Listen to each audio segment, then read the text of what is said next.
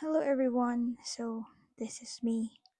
Whenever my shift or my workload is over, so I'm just here kasi I'm done doing my journal. So right now, I am going to study my Bible. Here is my notebook for today. And then here's my Bible. This is Magandang Balita Biblia. So right now, let's just feed our spirit kasi I've been lacking. You know, I've been lacking, I've been depressed, I've been sad, I've been angry.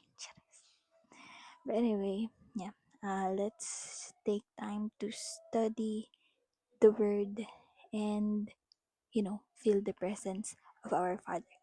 Kasi I've been needing it. Okay, let's go.